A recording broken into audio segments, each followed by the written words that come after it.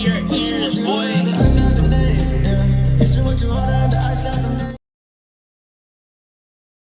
Hello, everybody. Welcome to another edition of Texas Sports World.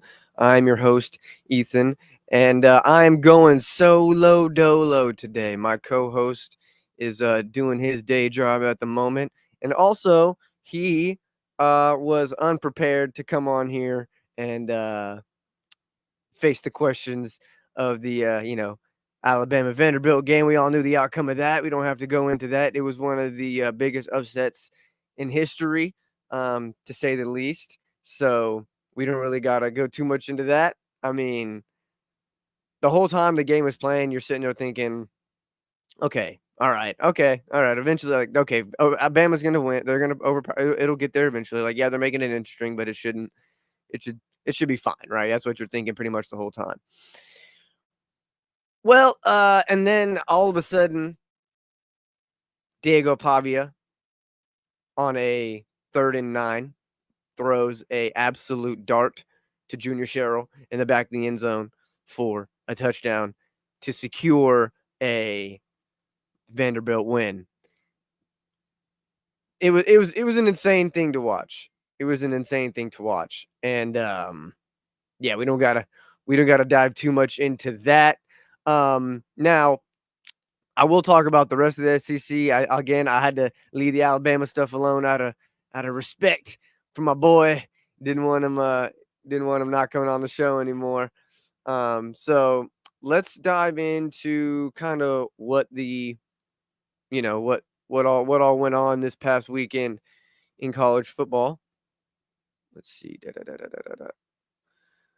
So shout out to A&M. I mean, A&M whooped up on Missouri. Little BTA action against Missouri. Connor Wigman looked really good. I'm not gonna lie. I wasn't super impressed with him earlier on in the year. He seemed a little hesitant. Didn't seem like he had his feet under him. But they come out, drop 41 on Missouri, and I mean the signs were there. Now, granted, Vanderbilt obviously talked about what they did against Alabama, and then Missouri struggled a little bit. Obviously, they overcome Vandy, but the signs were there that maybe that Missouri wasn't certified top 10, if you will. They didn't really have that stamp, to be honest with you. They hadn't done much up to this point. Um,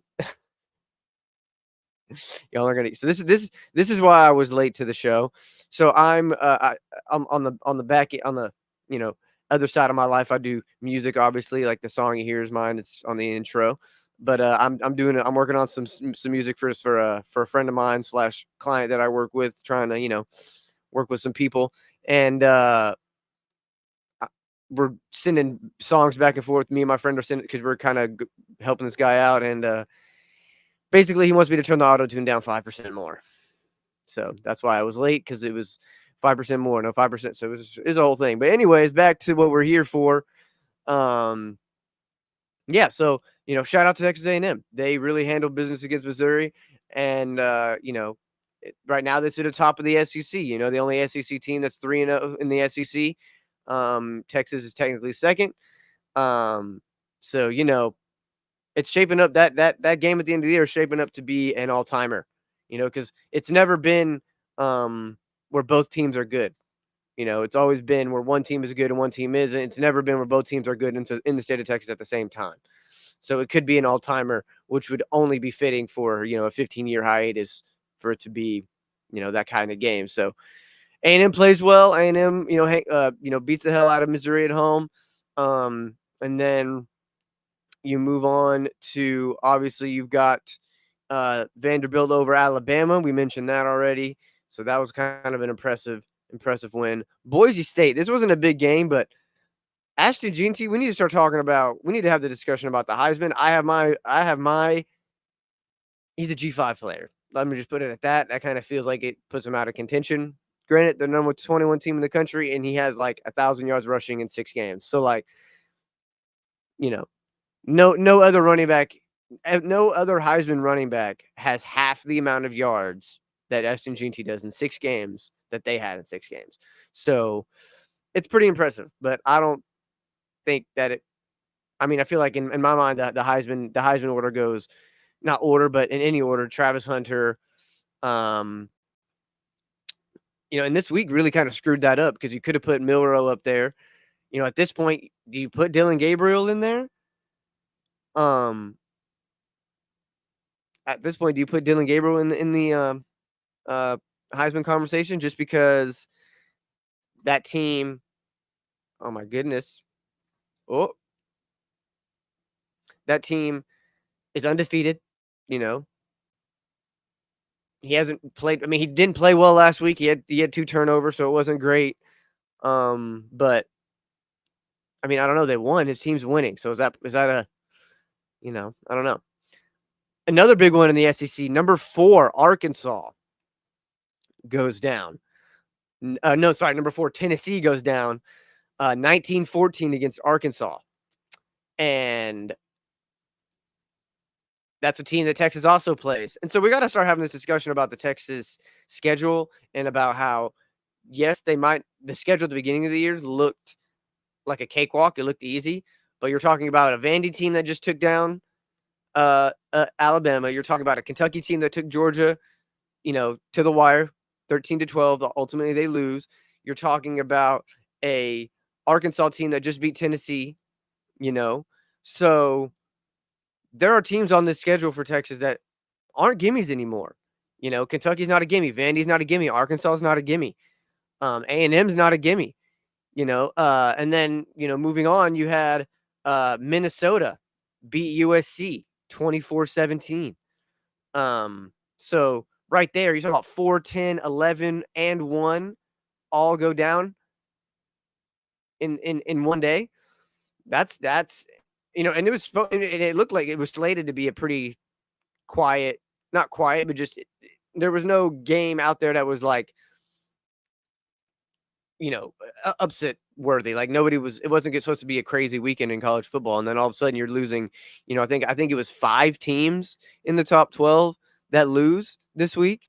So that's intense. That's a lot against I'm pretty sure all against unranked teams too. So, that goes to show that these rankings in October don't really matter, and that's why when you look at resumes at the end of the year, I hate the whole, who they beat thing, because from now until, the end of the year, Boston College is always going to say, oh, we beat the number 10 team in the country. It's like, no, you didn't. You beat a very bad Florida State team, So, I mean, and Texas could kind of say the same thing about Michigan. Michigan goes and beats. So is Texas's top 10 win really even worthy of a top 10 win? Because they just lose to Washington, And then when you see Minnesota beat USC beats or Michigan beats USC. But if USC is losing to Minnesota, then you start to see the hierarchy kind of start to fall into place. Minnesota or USC and Michigan maybe are just both bad teams that caught each other at the beginning of the year where it looked like it was 2 good teams. Maybe that's good. Somebody had to win, right? And it just happened to be Michigan, because I think that just goes to show how poor USC is. Now, defensively, USC is doing a lot better than they were last year. They seem to be doing a lot better defensively. But for whatever reason, Lincoln Riley and this offense just can't get it going. I don't know whether it's the fact that they don't have. I mean, they got Zachariah Branch, so you wonder why isn't he kind of the focal point of their offense? And perhaps he is, but they need more. Is Miller Moss the answer? He had a really good, end of last year. He had a really good start to this year. But is he the answer at quarterback there? Is Lincoln Riley hoping that he kept Malachi Nelson, a former 5-star recruit? So there's a lot of mishandling that went on at USC that makes you wonder what's going on. There's a lot of things going on in that Big Ten. Like, is the Big Ten really even that good? You got to start asking those questions. Miami barely hangs on against Cal, so that's. I mean, so Cam Ward, so he's obviously in the Heisman race. So you're talking about Travis Hunter, Cam Ward. Unbiasedly, do you put Quinn in there just because he didn't play last week? So there's nothing to go. I mean, he's going to play this week. Obviously, he's missed 3 weeks in a row now, so it's been a minute since he played. So you kind of have to hamstring that a little bit. So the Heisman race, there is no clear front runner right now outside of Travis Hunter. If the season ended right now, Travis Hunter, in my opinion, would have to win the Heisman. He plays 90% of his snaps. He's a top receiver, top corner in the country. You can't really. He's the Shohei Ohtani of college football. Let's just keep it what it is. And he's playing on a really bad Colorado team, and he's still playing really well. Let's see. Syracuse goes in and beats UNLV in overtime, 44-41. So that's another top 25 team going down. So it was a really big shakeup in the rankings this year, and that showed itself in the AP poll this week. You got Texas on a bye week finds their way back into the number one spot going into Oklahoma. So that'll make that game is going to be a big game. You got South Carolina at Alabama. Now South Carolina's quiet. I think South Carolina has they've got really talented defensive ends. They got a really good defense. Can they get it together on offense? Can they put together scoring drives on offense? Because right now Alabama's defense is what's becoming the problem. Their secondary is really becoming a problem right now. So can South Carolina get the ball? Can they move the ball down the field? And if you look last week against Vanderbilt had the ball for 3/4 of the game, technically, I'm pretty sure, in time of possession. So that's kind of the recipe. You got to move the ball on offense, but you also have to hold the ball on offense against Alabama, because they can score with anybody. They do have a very good offense. Nobody can deny that. But defensively, they have a lot of question marks right now. Can they get a stop? So I think South Carolina, that's going to be a game to watch. I think Alabama's coming off that huge loss, and now they have a lot to prove. A lot of people are saying, what even is Alabama? Like, what is this team? What are we looking at? What is what could this team be by the end of the year? Because this is still a long season. We still got a long way to go. Alabama has dreams of making it a 17-game season. If Alabama wins out the rest of their one loss, yes, it's to Vandy, but do you look at that and say maybe that's just a hiccup? And, do they still find themselves in a position to make it as far as they want to go? There's still a lot to be played. There's still a lot to, and if last week was any indication that college football could be, anything can happen any given Saturday. I know it's usually even given Sunday, but any given Saturday is kind of where it's at right now. Let's see. We're gonna get to OU Texas. We're gonna get to that. But first, I just want to get through the rest of the day. So at the 6:30 hour, so 6:30 is kind of where it's is outside of the 2:30 kick. I think that Texas is 2:30. So the 2:30 to 6:30 window. After 2:30, it's going to be a barn burner. You got 2 versus 3 and 9 versus 13. Now, granted, it's an Ole Miss and LSU team that teams that are still got a lot of worries about those two teams. LSU has lost a lot of players to injury this year, much like Texas. Ole Miss, they lose to Kentucky. Now, granted, Kentucky obviously has shown they can be a pretty good team, but Ole Miss loses to Kentucky. Is Jackson Dart still a Heisman favorite, or not favorite? Is he still a candidate after that loss? Probably not. But can he find a way to get back on the saddle? Can he find a way to, get a convincing win against a top 15 team? LSU, Harold Perkins is out for the year, I'm pretty sure. So that's a big loss defensively for them. So, are they going to be able to withstand the firepower of Ole Miss offense? We'll see. So those 2 games were really the main one. Those 3 games I mentioned were the main ones to watch. You got Cal coming off a big win Cal, playing really well against Miami. Can they do the same against Pitt, against a lesser Pitt? Maybe. Purdue versus Illinois. Let's see. Hudson Card, they're struggling right now. 1-4. They fired the offensive coordinator earlier, I think last week, 2 weeks ago. So that they got a lot going on there. Georgia goes to Mississippi goes to Georgia. Mississippi State goes to Georgia. That should be a tune-up game for Georgia, because they got Texas next. So that'll be a big game for them. Can they get out of there healthy, handle business, and get ready for Texas? Those are the big questions. Now, moving on to my personal game of the week, game of the year to this point. Texas versus OU. Now, like I said earlier, coming off a bye week, Texas finds their way back into the number 1 spot. They're 5-0. OU is number 18. They're 4-1.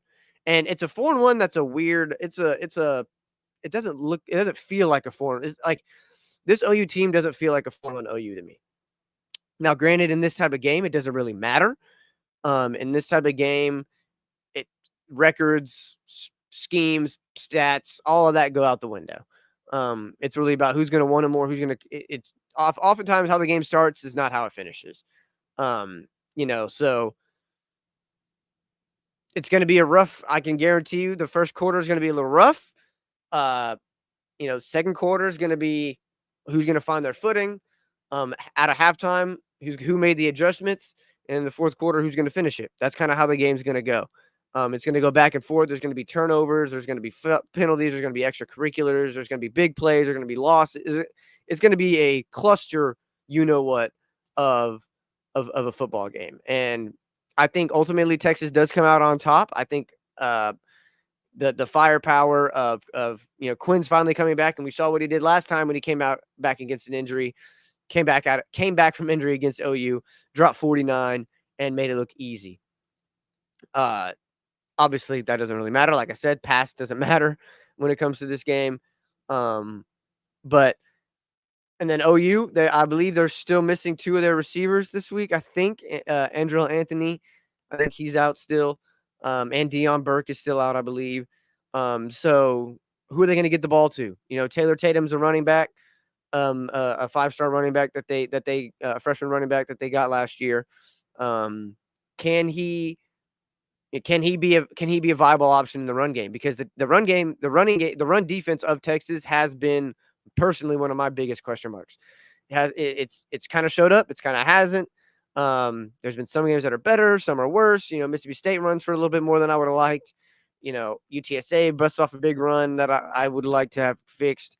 So at the end of the day, I think the run game is going to be a big emphasis for OU because Mike Hawkins, their quarterback, he's also a runner. He's not a tremendous passer. But so they're going to do a lot of the read options, the RPO game. They're going to try to get our linebackers on their heels. I think they're going to try to exploit our linebackers. I think they're going to, or at least David Benda, because he's shown a propensity to be in the wrong place at the wrong time this year, in terms of being in the right gap for the run game. And then also he's kind of been caught in no man's land in the pass game. So they might try to exploit that with RPO actions and stuff like that. So I would be on the lookout for that for sure. And then, defensively, Oklahoma does have a pretty stellar defense. They have a pretty good defense. It's not great, but it's pretty good. It's something that it's nothing to scoff at. So at the end of the day, do they have the guys that can match up with our guys on offense, with Texas's guys on offense? There's a lot of speed. It's no secret for Texas. And there's a lot of people that they can get the ball to. Both quarterbacks, Arch and Quinn, have done a really good job of spreading it out. At the beginning of the year, as the season went on, it was, it felt like it was the Matthew Golden, Isaiah Bond show, right? Then you got this week, or 2 weeks ago, this last game against Mississippi State, you had DeAndre Moore. And then, you had Jonte Cook make a couple big plays. Obviously, he had that huge touchdown drop, but, Jonte Cook has played reasonably well outside of that one drop. And then at tight end, you got Gunnar Helm, who could, really, he's a mismatch for anybody. He's as big as a linebacker, but, he might be a little bit quicker. He's as big as a defensive end, but, a little bit quicker. So I think there's just a lot of firepower on offense. Obviously, I think Oklahoma is going to bring a lot of pressure. Quinn has struggled against the blitz this year, so Oklahoma is going to bring the pressure. They're going to bring, they're going to bring some exotic looks to the table. I think that Oklahoma is, like I said, nothing to scoff at defensively. We're going to have to scheme some stuff. We're going to have to get some guys in open space. I went back for fun and watched the 49-0 highlights, and that's what it was. It was a lot of, there wasn't a lot of north and south stuff. It felt like it was a lot of getting things spreading out, getting them running east and west, getting them, running sideways, and then getting our speed on like a like the motions were east and west, and that there was just a lot of shifts, and it felt like they would do this to get linebackers out of position to get Jatavian Sanders, on an over route, or Jordan Whittington kind of going towards the sideline on like a 7 post corner route, stuff like that. I think there's going to be a lot, or then when Keelan Robinson, I think obviously you don't have him on the roster anymore, but they're all running backs on this roster that can do similar things, and so I think that this Texas and Oklahoma game is gonna test a lot of the mental fortitude and how good is this team? How good is this Texas team exactly? I think that's going to be something that we have to, keep an eye on. How physical are they coming out of the blocks? That's something that Texas is going to have to figure out. So that's kind of all that I had to say about Texas and OU and the college football stuff like that. Now I'm going to have a little bit more to say, oddly enough, about the Texans, and because a lot of it is stuff that we had already talked about. It's a lot of stuff that if you go back and watch videos I did in the summer or before the season started during the draft era, during the draft time, like there were so many things that we screamed for as fans that we were told it's fine. We like our guys, everything's fine. And we believed it. We were like, okay, we got trust in Nick, trust in me, trust in D'Amico. So there were some things that came to head that I feel like are starting to show themselves regularly, which makes them more of a problem than maybe something that can get fixed soon. Because if they could have got fixed, they would have been fixed, right? So first things first is the interior defensive line. We screamed, we asked, we pleaded for a better interior defensive line. And it feels like, James Cook was able to do dang near whatever he wanted the entire game. At the beginning, like now, granted, we held Josh Allen to less than 30% passing, so that's great. And they, but he was just. It felt like we were getting out of our rush lanes way too much. It felt like Danielle Hunter and Will Anderson just got caught going upfield way too much, and then the defensive tackle would get blocked down, and then a lane would open, and Josh Allen would run for 6 or 7 yards and it'd be a first down, and of course it'd be like 3rd and 5, and you're like, when you're replacing a quarterback like that, the number one thing should be stay in your rush lanes. Stay in a position where stay in your rush lanes. Why put yourself in a position where Josh Allen, who's known to be a pretty mobile guy, just free lanes to run. That's why I'm terrified to go against the Lamar Jacksons of the world. Like, or if we ever had to go against, Kyler Murray, like I don't want any part of that. I don't think that we have the speed on defense for that. Kamari Lassiter is not fast. Okay. It was rookie on rookie crime. Keon Coleman absolutely did him up, ran it for a touchdown. Kalen Bullock was nowhere to be seen. 2 rookies making rookie mistakes. Obviously, you hope he gets better. It's not always going to be like that, right? He literally just ran right past Keon Coleman.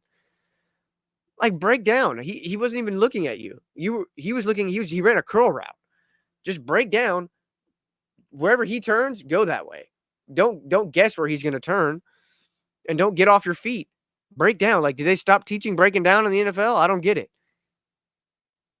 This is a guy from Georgia. Georgia's a good defense. Why isn't he playing? Like, why couldn't he tackle? He was one-on-one and tackled. So I don't know how we got to there from the defensive line, but the defensive line has been a problem, and I don't think Tim Settle's the answer. I don't think that Mario Edwards is the answer. Granted, he's played pretty well, but I wonder why we didn't just bring back the same guys we had.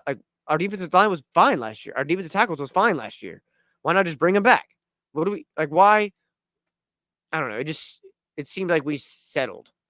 Oddly enough, it just didn't seem. It doesn't seem like we did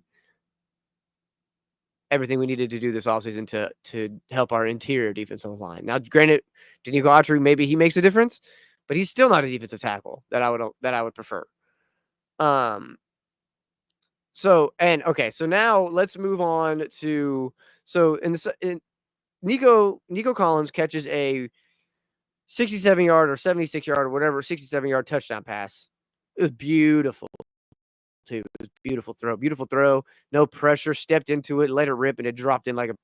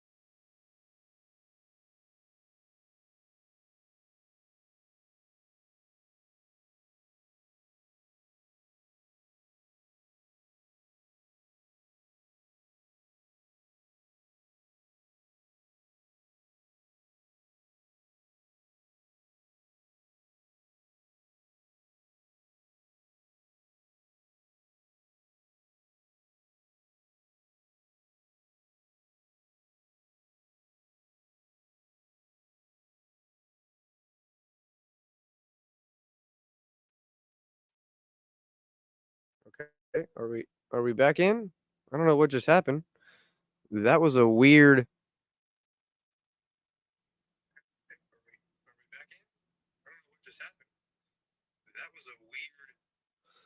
Okay, all right, that was so weird. I don't even.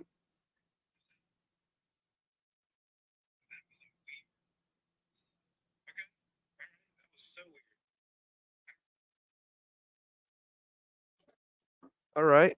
Well, let's get back to whatever we were talking about real quick. Um, Nico Collins with a beautiful deep pass touchdown, and as he was running to the end zone, he pulled his hammy, and in the second half, you could see the huge difference in the offense, in my opinion. This is kind of a big deal. Now, granted, we do have other guys, and this is why you bring in Steph Diggs and you have Tank Dell. This is exactly why you do it. Is it going to work like that? Is it gonna is it gonna happen like that? Are they gonna be able to step up? Who's gonna step up? Is it Dalton Schultz? Does Joe Mixon come back? That's a big deal. Obviously, I don't think it'll be this week either, which is really unfortunate. Because what was the point of trading for him, extending him, only for him to sit out the whole? It's so frustrating. It's so frustrating. So frustrating when you finally get a good running back. He plays literally like 1 or 2 weeks, and then all of a sudden he's out. Now you're literally back to square one where you were at last year, where you could have just brought back Singletary probably and have spent less money. Put the money, like, there's just little things like that. Obviously, in hindsight, you look at it and you're like, but it is what it is. So who steps up? This offense did look very different in the second half. And I feel like we really need to start looking at the roles. Or we still really need to start looking at Bobby Slowick and asking him for some answers, because it hasn't been great on offense, to say the least, this start of the year. It seems very clunky, seems very uneasy, it seems very difficult right now. The offensive line is playing like garbage. Now, granted, this week, hey, no false starts for Laramie Tunsil. That's awesome. No false starts for LT. That's great. I can't believe we're celebrating that. But outside of that, they looked really, CJ was under duress the whole game, running around, getting smacked, like came up limping a couple times, like at some point we got to protect our guy. We say we invested all this money into the offensive line, but it doesn't seem like it. We have a bottom 10 run game. We can't move the ball it just seems like, outside of Nico Collins, it just seems like it's very hard for us to get anywhere. And it's very frustrating. It is not the offense that I anticipated the Texans having. And I think that Bobby Slowick has a lot of questions to answer because of that. We gave him they gave him all these players, and it doesn't seem like he's using them to the best of his ability. Now, with that being said, I think we may have, maybe there's players on this offense that are good by themselves, but within the scheme, and it makes you wonder, and they aren't good in the scheme, and it makes you wonder, maybe, do we have good players, but just not the right good players? I don't know. It's just a lot of thoughts that makes me wonder about what this Texans team is still, what this offense is supposed to look like. Because I would argue it looked better last year. So whatever you were doing, why'd you fix it? If it ain't broke, don't fix it. Like, this doesn't make any sense to me. Now, to go with that, CJ made a few very rare mistakes. He had a pick, a fumble. When he rushed up to the line on that fourth down and ran like a power play and just got absolutely stuffed with Dare Ogunbowale. And so very, very few, very rare mistakes. But let's not forget, though, I think sometimes we often forget that this man is still in year 2. He's still a young quarterback, so there still might be some growing pains. Now, granted, he's already close to his, he had 5 picks all of last year. Now he has 3 already this year. So I'd like to keep that down a little bit. Let's go through like 3, 4, 5 weeks, maybe with no picks, please. Let's do that. So okay. So can we please, for the love of God and everything holy in this world, get a punt returner? Like, this is now 2 weeks in a row where the punt returner made bonehead moves that cost this team. Okay, this is 2 weeks in a row. Last week, Sims fumbles. This week, Robert Woods decides to field the ball on the 2-yard line like twice. I don't get it. Put your feet on the 10. If it's over your head, let it bounce, let it go. Okay, that's the rule. That's been everybody's rule for as long as the game has been around. When somebody's punting it, let the ball go over your head. Plant your feet at the 10. Let the ball go over your head. It's really that simple.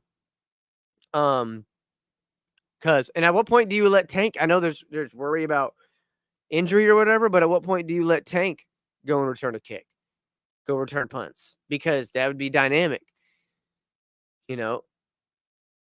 because right now the punt return game has been less than ideal. Maybe, like, there's got to be something they can do. Put Metch back there. I don't know. I don't know what the answer is. I don't know if there's somebody out there you can go get that's a specialist at this specifically. But right now, Robert Woods and Steven Sims are not the answer at punt return, and I think that's going to rear its ugly head when it matters most towards the end of the year. So at some point, the Texans, they have a lot of questions to answer, and at some point they got to answer them. They got a lot of question marks. They got a lot of, we're winning and we're 4-1, and that's great. This is, second best start or third best start in franchise history. That's awesome. But something about the eye test is telling me that we may be in for a rude awakening at some point this year, and I think we just need to be aware of that. That's all. CJ's still going to be CJ. I think he's going to be a good quarterback. I think he's going to, he's still going to be a top 3, top 4 quarterback in the league by the end of the year. And that might be just enough to get us over the, where we want to go. But we need to get some answers defensively on the interior defensive line. We need to find some rhythm on offense. We need to special teams. Now, granted, Kaimi Fairbairn comes in and kicks a 59-yard field goal or whatever. I think it was 59 for the win. So I think that's fine. But Tommy Townsend, something's going on in the punt game. He hasn't been very good either. It seems like he's shanking a lot of them. It's very weird. So I think that's something we got to keep an eye on. Special teams, and our defensive front, which I didn't think I would say. And then I think maybe we need some veteran leadership in the back end. Jimmy Ward might be hurt a little bit. He's getting a little bit older. I'm not a big fan of the other safety we have. I can't remember his name. I'm drawing a blank right now. Murphy.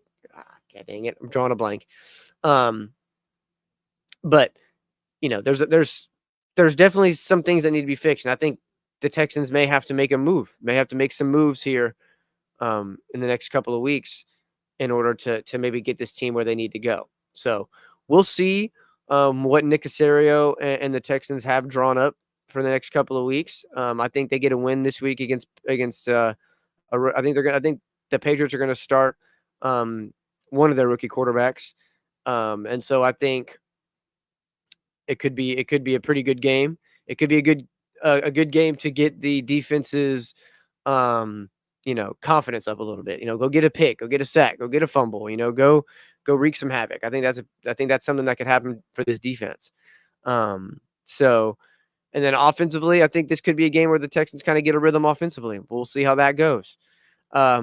So yeah, that's kind of where I'm at right now with the Texans. I've been thoroughly unimpressed up to this point. I think and maybe it's still the bad taste for that Minnesota game, because if we win the Minnesota game, I think we're having a very different conversation. But right now it is what it is, and I think that the Texans are going to have to really hunker down if they want to get to where they want to go, because you're not going to get this collection of players, this team next year. Things are going to happen. Business is business, and players are going to leave, and things happen. So obviously, this is still a good team, and I think that eventually they will be a Super Bowl winning team. I just don't know if it's right now in this moment in time. But that's big picture. So week by week, let's just go next week. 1-0 every week. That's all we got to do. But I think that's kind of all the notes and kind of thoughts that I had written down throughout the week, throughout the last couple of days. So I'm going to try to get back on here before the OU game and get some of my co-hosts on here. And I will see you guys around. Don't forget to like, comment, subscribe, and follow us on TikTok, YouTube, Twitter, all that fun stuff. And I will see you guys again. Y'all be safe and have a great, wonderful rest of y'all's week. I ain't with that beefing on the net. Tell me what's next.